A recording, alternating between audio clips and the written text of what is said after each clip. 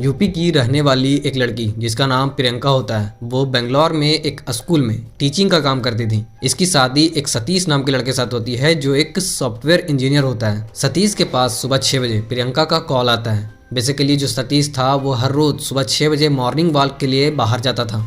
प्रियंका ने सतीश से बोला कि इतना सुबह सुबह गेट के बाहर रद्दी वाला आया है रद्दी खरीदने के लिए। मैंने उन्हें मना किया रद्दी देने से, लेकिन उन्होंने बोला कि सुबह सुबह का टाइम है, कुछ अगर बोहनी हो जाता तो अच्छा होता। इसीलिए प्रियंका जो थी वो सतीश को जल्द ही घर आने के लिए बोलती है। सतीश भी ये बात सुनकर घबरा जाता है और प्रियंका से बोलता है कि तुम गेट मत खोलना, मैं तुरंत ही घर आ रहा हूँ। सतीश जब घर पहुँचता है तो वो देखता है कि उसका दरवाज़ा बाहर से बंद होता है। वो कई बार बेल बजाता है और प्रियंका के फ़ोन में रिंग भी करता है, लेकिन प्रियंका का किसी प्रकार का भी रिस्पांस नहीं मिलता है। सतीश दूसरी चाबी से वो दरवाज़ा खोलता है और दौड़कर वो अपने घर के अंदर जाता है। सतीश जैसे ही घर के हॉल में पहुंचता है तो वो देखता है कि प्रियंका एक कुर्सी से बंधी हुई है और उसके गले में एक रस्सी लटकी हुई है और उसका गला जो है सो काटा गया है। ये देखकर सतीश जो है सो काफ़ी ज़्यादा शॉक्ड हो जाता है। वो कुछ टाइम तक रोने लगता है, लेकिन उसके बाद जो सतीश था वो पुलिस को तुरंत ही कॉल मिलाता है। लेकिन यहाँ तक की कहानी सुनने के बाद अब सभी लोगों को लग रहा होगा कि इस केस के पीछे, इस मर्डर के पीछे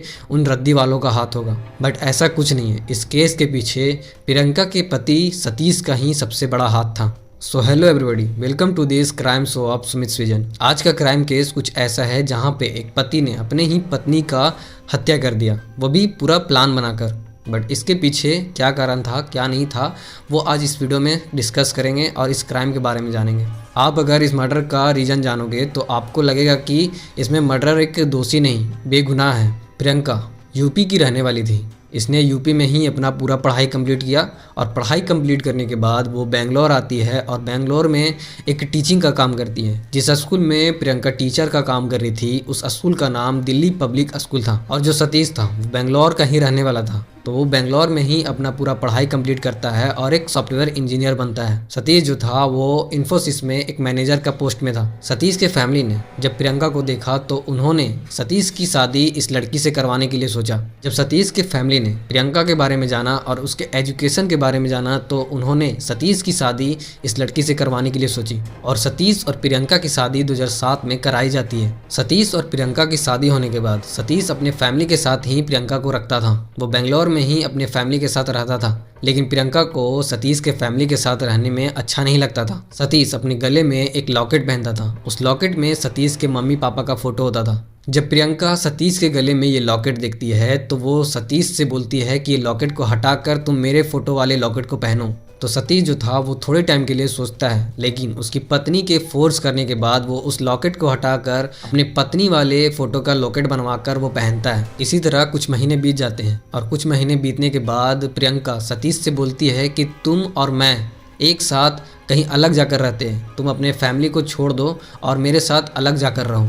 ये बात थोड़ी सतीश को कड़वी लगती है, लेकिन सतीश के फैमिली के फोर्स करने के बाद वो दोनों अलग जगह जाकर रहने लगते हैं। सतीश जो था वो अपना फ्लैट अपने ऑफिस के आसपास ही लिया था। वो कभी कभी अपने फैमिली से मिलने के लिए भी जाता था, लेकिन प्रियंका को ये बात अच्छी नहीं लगती थी कि सतीश अपने फैमिली से जाकर मिले। प्रियंका कभी कभी सतीश को मना भी कर देती थी कि तुम अपने फैमिली से मत मिलो, और जब ये बात सतीश सुनता था तो उसे काफ़ी ज़्यादा गुस्सा आता था, क्योंकि प्रियंका जो थी वो अपने फैमिली से कई घंटों तक बात करती थी। वो कभी कभी अपने फैमिली से मिलने जाती थी। यही बात उसको ख़राब लगता था कि वो अपने फैमिली से कैसे बात करती है और जब मैं मिलने जाता हूँ तो वो मुझे मना करती है। इस बात को लेकर सतीश के अंदर जेलिसी होने लगता है। ऑफकोर्स यार जेलिसी हो गई, क्योंकि माँ बाप के प्रति बेटे का प्यार बहुत ही ज़्यादा होता है, लेकिन पत्नी के दबाव में आकर लोग अपने माता पिता को छोड़ देते हैं और बिल्कुल इसी तरह सतीश भी अपने पत्नी के दबाव में आकर वो अपने फैमिली को भी छोड़ देता है। जुलाई 2010 में सतीश जो था वो बेंगलोर में ही एक अपना प्लॉट खरीदता है जहाँ पे वो अपना नया घर बनाने वाला था। जुलाई के महीने में ही सतीश अपनी ज़मीन का भूमि पूजन करता है। उसमें वो अपने फैमिली को भी बुलाता है और प्रियंका के फैमिली को भी बुलाता है। सतीश के मम्मी पापा उस ज़मीन के भूमि पूजन में आते हैं, लेकिन जो प्रियंका थी वो सतीश के मॉम डैड को वहीं से भगा देती है और प्रियंका उससे बोलती है कि ये ज़मीन मैंने और सतीश ने मिलकर ली है, तो इसीलिए आपका इस पर कोई हक नहीं है। ये बात सुनने के बाद सतीश के मॉम डैड वहाँ से चले जाते हैं। ये बात जब सतीश को पता चलती है तो उसे काफ़ी ज़्यादा दुख होता है उसे अंदर ही अंदर काफ़ी ज़्यादा गुस्सा आता है प्रियंका के प्रति, लेकिन वो प्रियंका के सामने अनजान बनकर रहता है और तभी से वो प्रियंका को मारने का प्लान बनाता है। प्रियंका का ये मर्डर पूरा प्री प्लान था। सतीश ने पहले ही ये प्लान बना लिया था कि वो अब प्रियंका से बदला लेगा उसकी हत्या करके। तो सतीश जो था वो दुकान जाकर पहले ही एक चाकू खरीदता है और एक रस्सी खरीदता है, और तो और वो एक ग्लव्स भी खरीदता है ताकि उसके फिंगरप्रिंट के निशान वहाँ नहीं रह जाए। सतीश एक सप्ताह पहले ही अपने पत्नी प्रियंका को एक सरप्राइज गिफ्ट देता है, जिसमें वो अपने पत्नी के लिए एक फ़ोटो फ्रेम बनाता है जिसमें प्रियंका का सबसे बड़ा फ़ोटो होता है। सतीश रात में आकर वो फ़ोटो को एक दीवार के सामने लटका देता है। सतीश जो था वो प्रियंका को बोलता है कि मैं तुम्हारे लिए एक सरप्राइज गिफ्ट लाया हूँ, इसके लिए तुम्हें अपने आँखों पे पट्टी बांधनी होगी। सतीश प्रियंका के आँखों पे पट्टी बांधने के बाद वो चेयर पे प्रियंका को बैठाता है और सरप्राइज गिफ्ट देता है। इस सरप्राइज गिफ्ट को देखने के बाद प्रियंका काफ़ी ज़्यादा खुश होती है। वो इस खुशी को अपने फैमिली में भी बताती है कि सतीश मेरे लिए इतना बड़ा सा फ़ोटो फ्रेम लेकर आया है, वो मेरे से इतना ज़्यादा प्यार करता है, इसीलिए उसने मुझे सरप्राइज गिफ्ट दिया है। और ये गिफ्ट देने के बाद सतीश जो था वो प्रियंका से बोलता है कि अगले हफ्ते इससे भी बड़ा सरप्राइज गिफ्ट मिलने वाला है तुम्हें। प्रियंका कई बार सतीश से पूछती भी है कि इस सरप्राइज गिफ्ट में क्या होने वाला है, तो सतीश उसे सरप्राइज बोलकर उस बात को टाल देता है। 10 अगस्त 2010 सुबह के 6 बजे सतीश जो था वो अपने मॉर्निंग वॉक के लिए रेगुलर जैसे उठता था, उसी तरह 10 अगस्त को भी वो उठता है और अपने पत्नी को भी उठाता है सरप्राइज गिफ्ट करने के लिए। सतीश अपने वाइफ प्रियंका के आंखों पर पट्टी बांधता है और उसे उसी दीवार के सामने लेकर जाता है जहाँ पे प्रियंका का फ़ोटो टंगा हुआ था, और उसी चेयर पे बैठाता है जहाँ पे प्रियंका को पिछले बार सरप्राइज किया था। प्रियंका इस सरप्राइज से काफ़ी ज़्यादा एक्साइटेड थी। वो जैसा जैसा सतीश बोल रहा था तो वो प्रियंका भी उसी तरह कर रही थी। सतीश पहले उसके आंखों पर पट्टी बांधता है, उसके बाद उसे चेयर पे बैठाता है और उसके दोनों हाथ को चेयर से रस्सी से बांध देता है। और सतीश जो था वो प्रियंका को इस सरप्राइज को गेस करने के लिए भी बोलता है। जब सतीश रस्सी का फंदा बनाकर प्रियंका के गले में लगा रहा था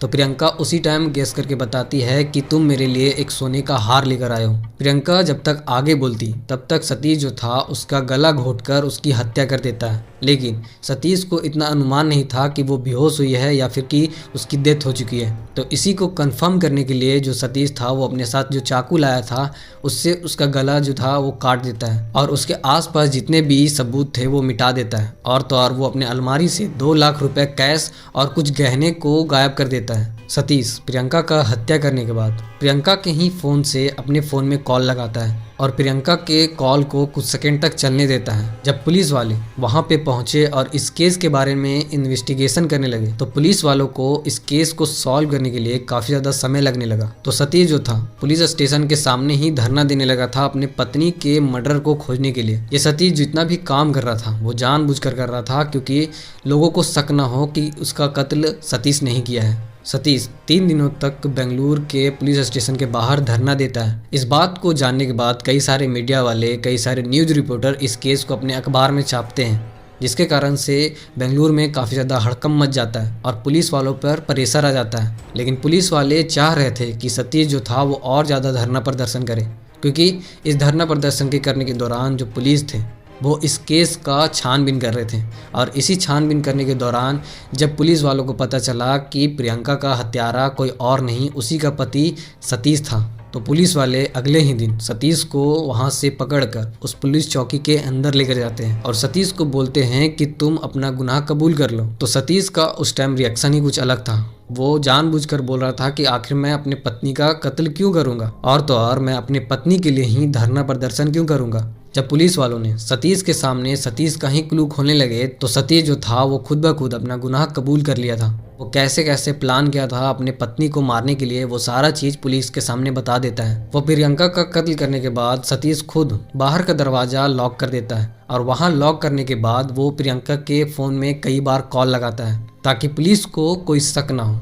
सतीश ने प्रियंका के हत्या होने के बाद पुलिस को बताया था कि वो ऑफिस जाता है, उसके बाद वो दूसरी चाबी लाकर वो उस दरवाजे को खोलता है, बट ऐसा कुछ नहीं था क्योंकि सतीश ने पहले ही पूरा प्लान कर लिया था। सतीश ऑफिस तो जाता है लेकिन अपने ऑफिस के अंदर नहीं जाता है। जब पुलिस ने सतीश का पूरा पर्दाफाश कर दिया तो सतीश खुद ब खुद अपने प्लान के बारे में पुलिस को सारी चीज़ें बता दिया था। सतीश ने अपने ही माता पिता से अलग होने के जेलेसी में वो अपने ही पत्नी प्रियंका का कत्ल कर दिया। बेसिकली देखा जाए तो अधिकतर घर में ऐसा होता है पत्नी जो होती हैं वो अपने पति के साथ अकेले रहने के लिए खोजती हैं, लेकिन जो पति होता है वो ऐसा कदम नहीं उठाता है। बट जो सतीश था वो काफ़ी ज़्यादा फ्रस्ट्रेट हो चुका था अपने पत्नी से, क्योंकि वो अपने फैमिली से काफ़ी ज़्यादा प्यार करता था और उसे अच्छा नहीं लग रहा था उसे अपने फैमिली से दूर होने में। और जब प्रियंका के द्वारा उसके फैमिली पे इस तरह का व्यवहार होने लगा तो उसने ऐसा प्लान बनाया और ऐसे कदम उठाए। बेसिकली इस क्राइम का सज़ा सतीश को मिल चुका है, जो कि सतीश को उम्र कैद की सज़ा मिली है।